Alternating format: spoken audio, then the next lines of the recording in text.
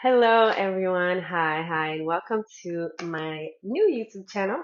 If the audio is a little bad, it's because I'm literally using my headphones. I have the whole YouTube setup, lights, better lights than this, microphone, everything because I used to be a YouTuber of a different channel.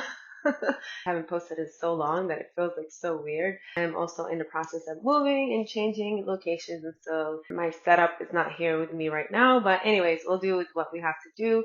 Welcome to my very first video on this channel where we will be diving deep into divine feminine, esoteric knowledge, and different information, different powerful, occultic, secretive knowledge that we now have permission to share because we are in the age of information. And so we're going to be speaking about a lot of esoteric and things of that nature, but specifically divine feminine energy. So in our very first video, I didn't know what to make the video about, but then this entity, this energy was like, it's me, I'm the first one, I'm the beginning. And so this video is going to be about a beautiful Hathor, ancient Egyptian name was hetheru, entity, energy, goddess, whatever it is that you want to call her. We're going to be breaking down the video into three parts. So here I have my little beautiful notebook. How cute is this notebook? Flowers and I didn't write down the information that I'm going to be speaking about because I wanted to just flow. I wanted the teaching and also I was told the learning. So this channel for me is going to be more, it's going to be a give and take, a balanced give and take of teaching and learning. And so learning through the highest divine feminine way is just to allow it to flow. This is how I was best able to learn about all these different divine feminine energies from different ancient practices and stuff like that, where the information would literally come to me first, and then throughout my life or throughout my travel, I've been to 26 different countries, and then I would realize years later or months later, oh wow, I went to this country, and or just even my trip to Egypt where I went for scuba diving with me. So we're allowed information to just flow, connect with the energy, and I would know so much about it. And then things later, I'm like, oh wow, this is what happened, and this is why, and this is. And so this is how we're going to be doing our teaching for the most part. In this video, we're going to be breaking it down into three different parts. The first part is going to be history. I say it like that because, we all know about history. Different historic and methodology stories. And then the second part, which is what I want to focus the most on in that section, we're going to be speaking about the essence of this energy, her essence, how to connect with it, what does it mean, how we're divine feminine women and priestesses and just in women, all women actually, in all stages of their life, from the girlhood to the teenager to the woman, like mother, to birthing, all the way up to the death process, how they connected with this energy and how it can benefit us. And the last part is just any messages on whatever flows in, whatever wants to come in, whatever she wants to let us know, how to connect with this energy, and also how it can in return benefit and change our lives by doing so. All right, so a little brief of the story or the history, if you will. Actually, a lot of people know about right here, if you can see. I don't know if you guys can see behind me. I have a set, which is Isis, and I got that from Egypt.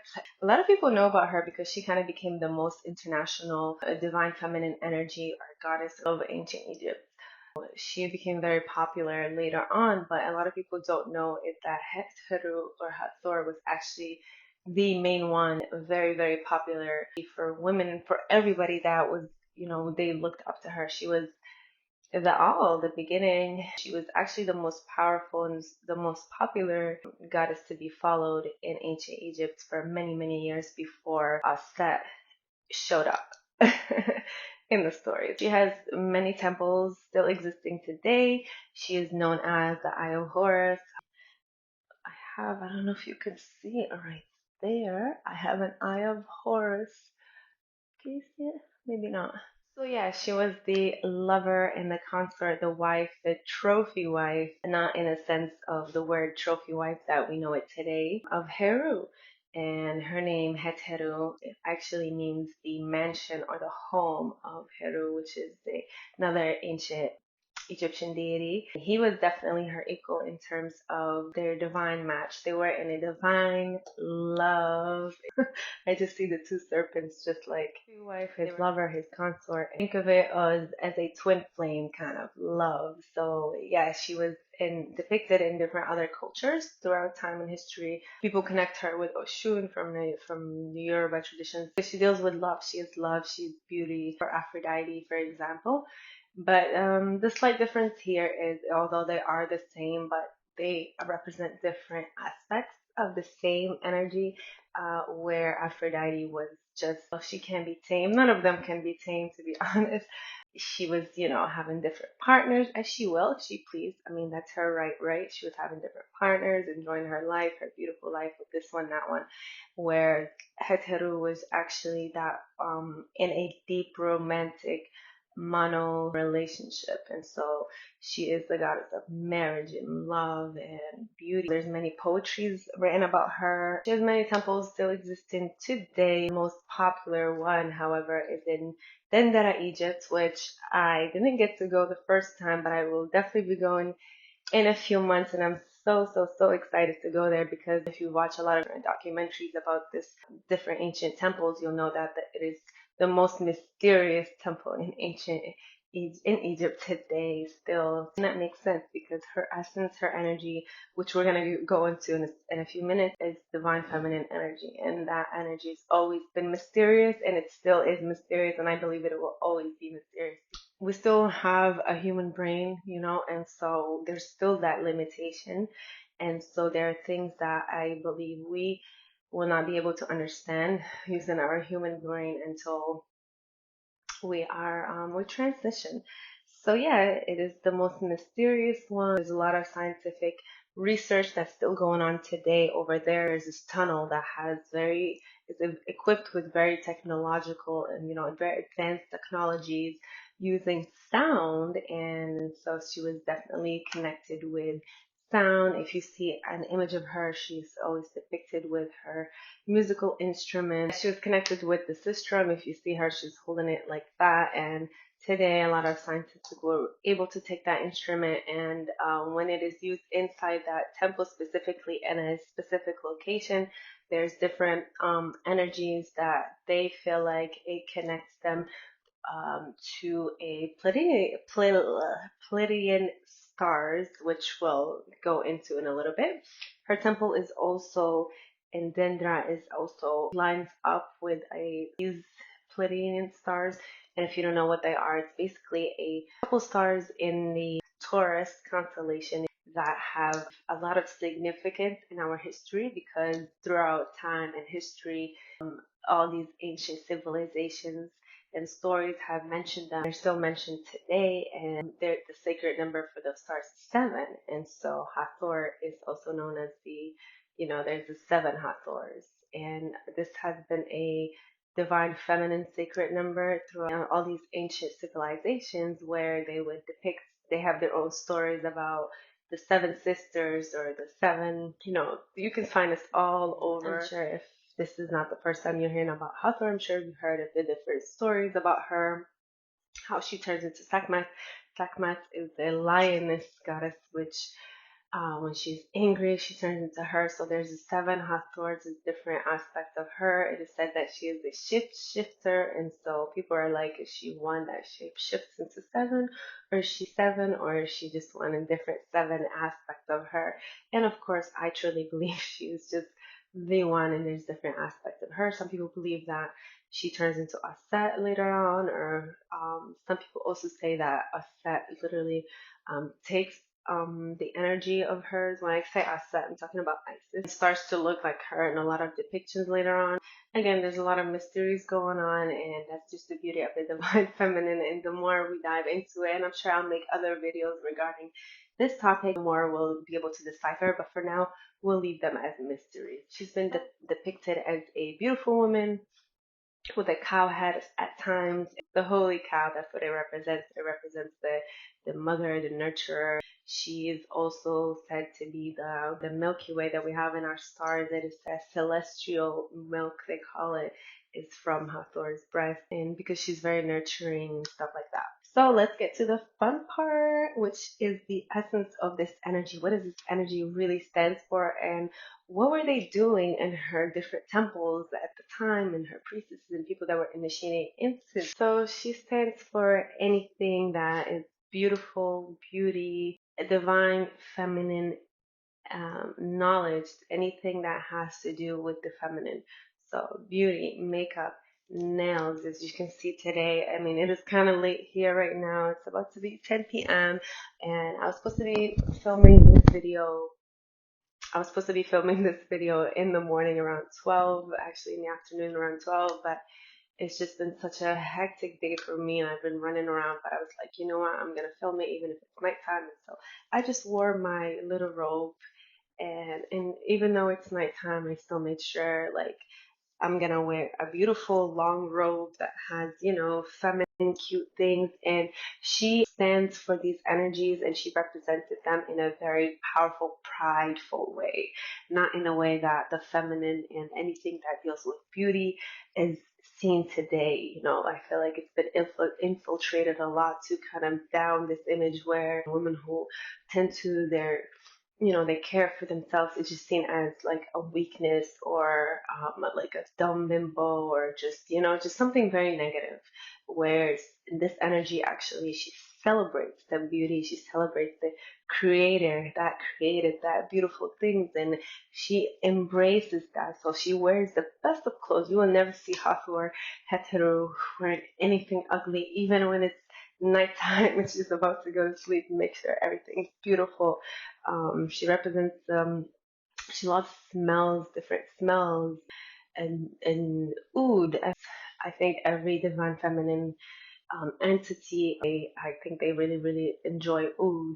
And I have this Cartier oud right here, which I got from Paris. I love it so much. It smells amazing. It's one of my favorites. So if you're looking for a good oud, I would suggest this one. This oil from Egypt. After I bought it, I noticed it is Queen Hatshepsut. I never know how to say her name, but she's a very famous Egyptian queen that came later on, and so it is said that she was actually one of the followers, and she used to go to hetheru temple a lot. And so as you can see, I never used it because I felt like it was too strong, but now it is definitely very intoxicating. And now that before I did this video, it just came to my mind. I opened up my drawer with all my oils and I was like, oh my god, I gotta pull this out. Also, it's red. It's one of Hathor's colors. Strong, but very nice. Flowers and anything beautiful. She deals with receptivity. This energy is very receptive. If you see her, she is the womb actually. She's the essence of the womb where it receives. So she's always receiving offerings and gifts from her lover, and he loves to spoil her, he loves to give to her in a very beautiful harmonious, it creates this harmony, this yoga, if you will, of give and take where she's open to receiving. And so it happens very beautifully, and the womb receives, and through that receiving it can multiply, it can create something beautiful, it creates life. And that's what she was. She represented joy, she represented party. She was always in different having parties. Her temples are always full of parties. The priestesses and people that study this, that used to follow under her cult and follow under her studies, her students and initiates, they would always throw these beautiful, lavish parties. She represented luxury, amazing smells. Um, Always, like, if she was to be depicted as a woman, and she was depicted as a woman through the stories, and today she would be that very luxurious, very loving, very powerful, very confident. She represents confidence, family. So she represents the wanting to continue of one's bloodline, of one's also dealing with ancestors. And she is the past and the future, if you will, and the present. So she is the womb, she receives. And if you see in Dendera, a lot of her faces were depicted in a elongated, and a lot of scientists even, and I love when scientists are finally starting to agree with the stuff that we've been talking about for years. A lot of them have said, oh, it represents the womb because it's seen like this. Sometimes she's seen with just cow ears, like a face, and then cow ears or just long ears, and those represent again the womb. And she represents fun and parties, anything that has to do with divine feminine energy in its highest aspect, the intoxication. A lot of people say, she's the lady of the goddess of being drunk, and she loves being drunk, and they equate that with alcohol. But to be honest, the information that I personally received and channeled is that it's the she represents the actual intoxication itself, but not in terms of like drinking and like or being on something where you don't remember, not that drunk like weird stuff, but more of intoxication that a human can feel at one point or another in their life. And in that moment, nothing else matters. You're truly in the present, and it feels so amazing that you're not really even thinking straight. Like if somebody asked you to do something in that moment, you're gonna be like, yes. And so you can think about that for a minute, and you will know. I mean, if you've maybe in love, that those first few honeymoon stages of love, when you're just so infatuated and it's just very intoxicating, or during intimacy and stuff like that. She represents that intoxication itself in that present moment. If you can just feel her, I mean, it's beautiful. So she represents the arts and dancing in her temples. The priestesses were learning different dances and movements of the divine feminine, because the divine feminine energy and females, this is how they heal. This is how they move energies from their body through imitating nature. And so if you look at water, it just flows, so you just let the energy of that just flow through you. They're very connected to nature, very they love makeup. They're learning how to be the best makeup artists, and fashion models, actresses, singers, anything to do with music and sound and arts in all its forms. I mean, beautiful arts and colors, and just very luxurious and beautiful. And this is the stuff that was going on in her temples. I mean, and they were regarded as the highest people of society, because they were the students of the divine feminine. And the divine feminine in all ancient cultures was seen as the beginning. Also, they were learning astrology. In her temple in Dendera, they found a astrological chart, a huge one, that a lot of scientists are saying now the charts will, if they follow the timeline on that natal chart that's in her temple, it goes back to further before than what they said the earth was old, if that makes sense, without getting too political or too messing up with whatever they got going on. Right now, what their excuse, or what some of them are trying to say, is, oh, well, maybe this is telling us that there was a possibility of other civilizations besides Atlantis, because the chart would have dated back, according, if they followed the timeline of the history that we've been told, if 10,000 or whatever years ago was, they said, Atlantis. And so for me, it's more like the Dendera is not her first temple, but it's a temple that came thousands of years later, and that chart is also a calendar for when her followers started to follow her. So in that chart, there's the 12 different zodiac signs, and then there's a snake as a 13. And so there's 13 zodiac signs, but it is said that the serpent represents the human, or the soul. And it is said that before a soul can enter here, they have to go through all 12 zodiac signs. That makes sense to me, because if you live more than 1 year, if you're more than a year, hopefully, if you're watching this, and you have lived throughout all 12 constellations of this planet. And so you are feeling that energy right now. We're in Pisces. Are we still in Pisces? I think we're in Pisces, yeah. And so we're all going to feel that same energy. So we can connect with the essence of different energies because we had to go through all of them. It also deals with mirrors. Oh my goodness, let me make sure I'm looking okay.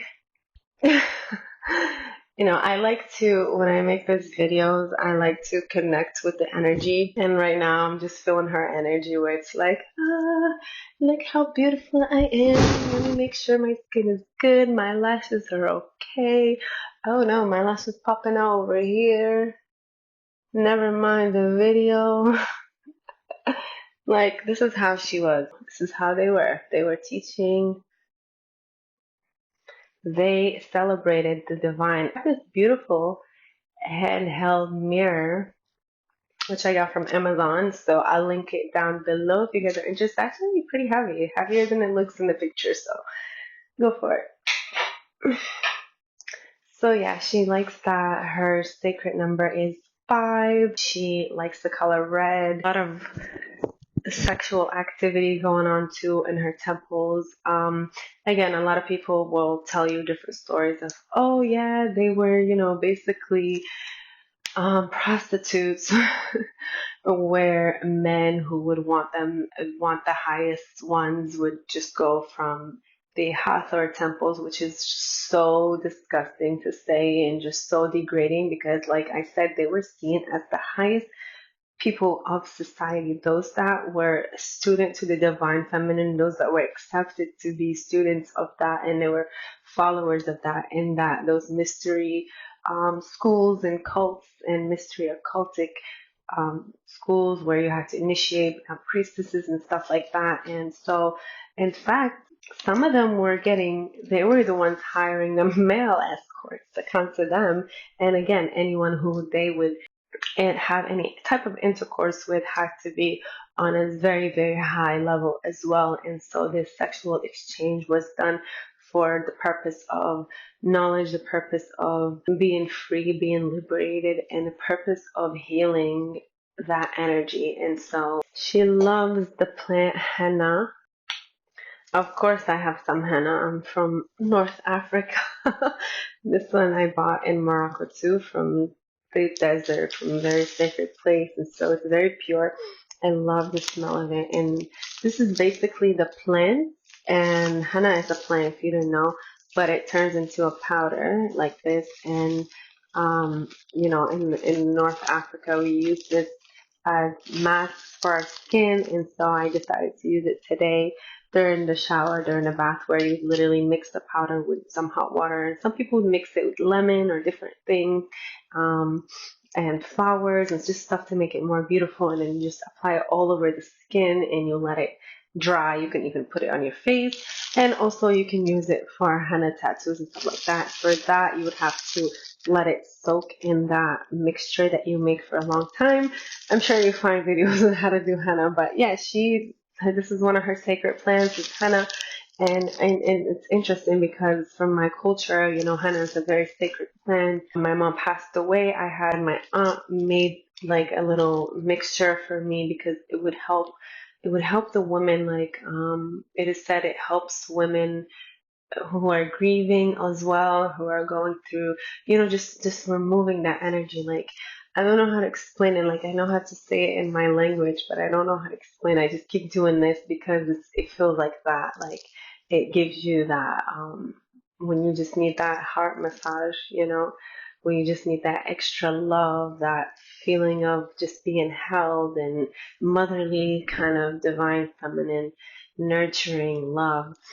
You connect with this beautiful sacred plant. She loves perfumes, all types of perfumes, makeup, eyelashes, clothes, jewelry, gold, silver. Her stone was malachite. She loves malachite. She's called the Lady of Malachite. The essence of her energy is anything to deal with divine feminine beauty, the study of the divine feminine, the study of the womb, the study of that creatrix. She's very creative. So anything to do with creativity, and it makes sense again, linking it back, it's like a full circle, linking it back to the womb. The womb represents, it creates, right?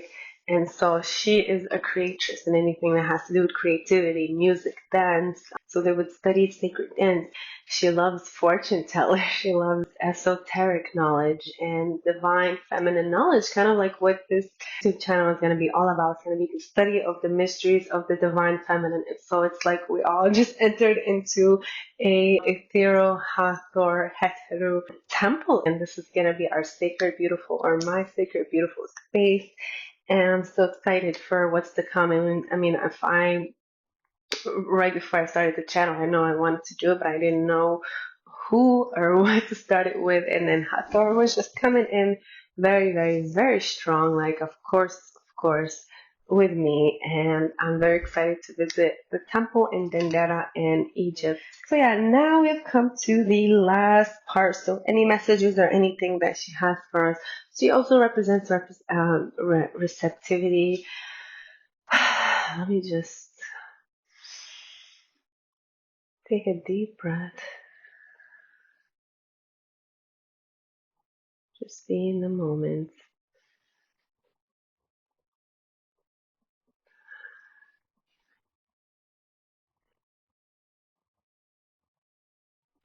Okay, so again, she represents being fully in that divine feminine energy and just loving it, being proud because it's very powerful. If the divine feminine energy, if it wasn't powerful, then it would not have been under attack for many centuries, and anything that relates or anything that connects to it is just seen as evil or bad or cheap or anything negative. And so the only type of energy that was celebrated is to be masculine, and not even in the divine masculine energy, because over here we love the divine masculine energy, we love the co-creation, so it's not about that, but more of the toxic masculine energy. And so if you're seen as somebody who can physically fight, for example, or things like that, then you're like rewarded, like yay, or in the going to work for a 9 to 5 and just doing this and doing all these things that is very masculine all at once. It's very rewarded, where in truth, our life is, as women specifically, our divine feminine, those with more divine feminine energies, because we all have feminine and masculine, right? They are seen as the weaker, they're seen as stupid. She is now, I think right now we live in a very interesting time where a lot of these energies and goddesses and entities are starting to come back, and so they wanted to reclaim the name of, for example, trophy wife. I said earlier, trophy wife, a lot of people, when they think of a trophy wife has been painted as some sort of dumb bimbo, or somebody who only cares about money, or somebody who doesn't have their own thing, and they're just, this is far from hetheru. She was 7 Hathors, so she was the trophy wife that receives and gets spoiled, but at the same time she was the leader, she was the teacher, she was the one that had these huge, temples after her, and things of that nature. She taught women how to be, how to connect with their essence. She taught them the mysteries of their essence, the mysteries of the feminine energy. She is those energies, actually. She is the mystery of the divine. If you want to go deeper, even more, what this energy represents is the mystery of the divine feminine energies, the anything that has to connect with it. So from the birthing process, it is said that she helps women through birthing. So from the beginning, when you are born, she is there with you as a girl. I mean, she's the womb at the same time, up until when the girl has her period. until during childbirth, all the way to death. And death is part of the birth of life. Without death, we'll not have life. This is the reason why we have people reborn, people who are born, and people who pass away. I mean, it's all part of life, right?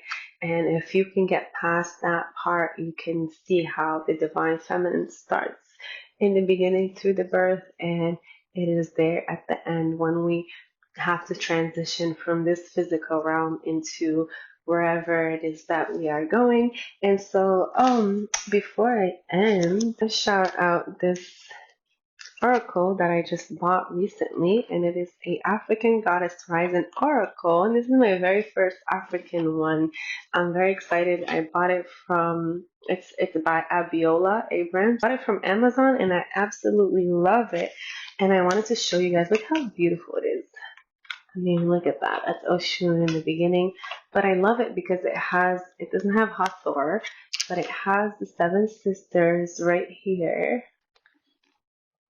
Beautiful. The artwork in this oracle is just absolutely beautiful. And here it says creativity, and I think that's so interesting. But yeah, and it also comes with like a little booklet. But let me see what it says about the seven sisters, because again, although the seven sisters here probably from an African, be a country that has the seven sisters, in my country as well, the number seven is very sacred in spirituality and divine feminine energies.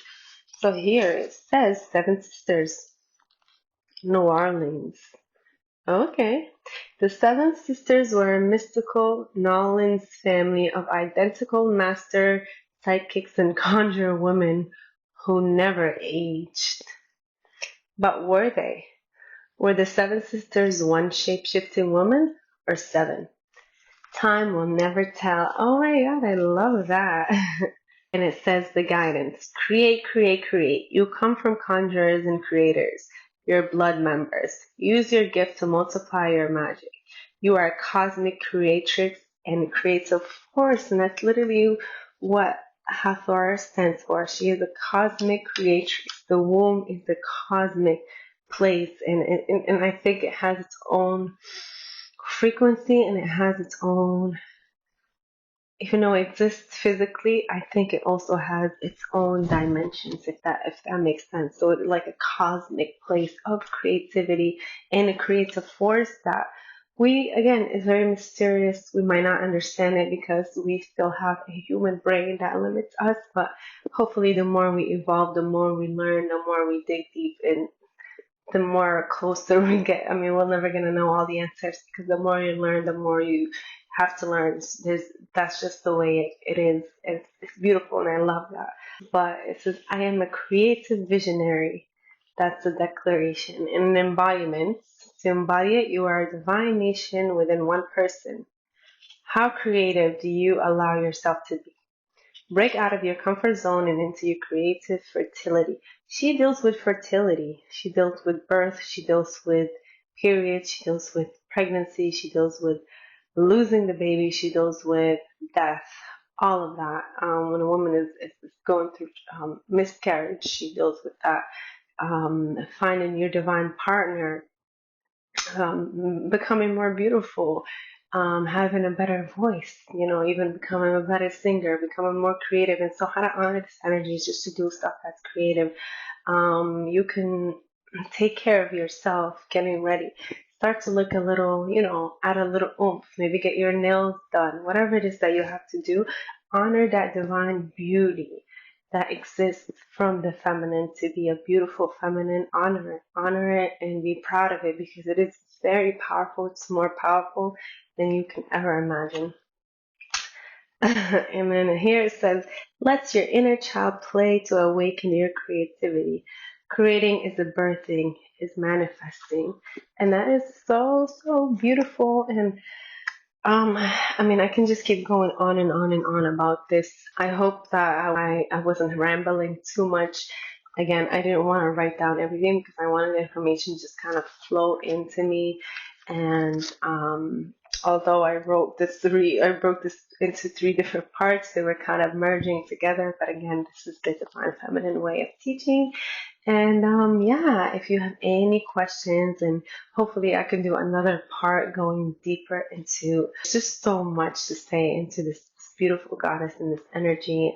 It can benefit you so much, especially as a divine woman. It can, I believe, when you connect with it, you can liberate yourself from different traumas and fears, sexual trauma, sexual healing specifically, because she does represent intimacy and love and safety, feeling safe enough to receive, safe enough to be supported. She loves to receive. She loves to be spoiled. That's just the she loves that part of being a woman, to want gifts. We all love gifts, and so a lot of us have ran away from that, and we're like, no, we want to be strong, and it's okay to. I'm not saying not to be strong and not to have your own thing. Again, she was the trophy wife, but she had her. Look at, I mean, now thousands of years later, we're still talking about her sacred schools. I mean, look what she's built. This energy. And you can be all of that. It is time for us to create a new paradigm, also to honor that creativity and all of that creating.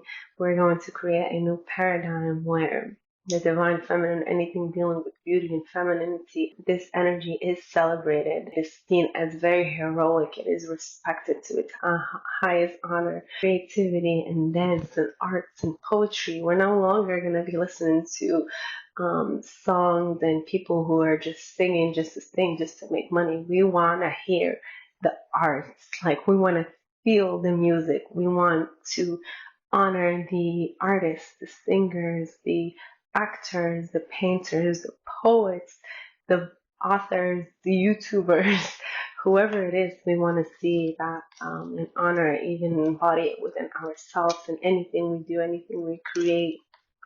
And at the end of the day, the divine feminine energy teachings represents honoring yourself, especially for women or those with a lot of divine feminine energies. Honor that within you. Take care of your body temple. It is your temple. It's just as well as Hathor had temples that were so beautiful, the most beautiful temples in all of Egypt today. Make yourself that beautiful temple. Adorn yourself. Take care of yourself. And yeah, if you have any other questions, or if you would like another part about this specific goddess, or if you have any suggestions, please leave them down below. As you can see, I'm starting to get a little sleepy because it's been such a long day, and I really hope that I keep getting closer so I can see if I'm focused. I really hope that I've been focused in this video and that you can hear me clearly, and I hope that you understood. And I claim it. I claim that you have evolved in something within you, within your DNA, was able to awaken within this brief video, brief session. And if you have any suggestions or any other entities or energies that you would like me to speak about, please leave them below. Don't forget to subscribe, like, share, and yeah, share your thoughts. Anything else I might have missed, or anything that's super important that I might have missed, please leave it down below. And I hope that you guys enjoy it. I'll see you guys later. Bye.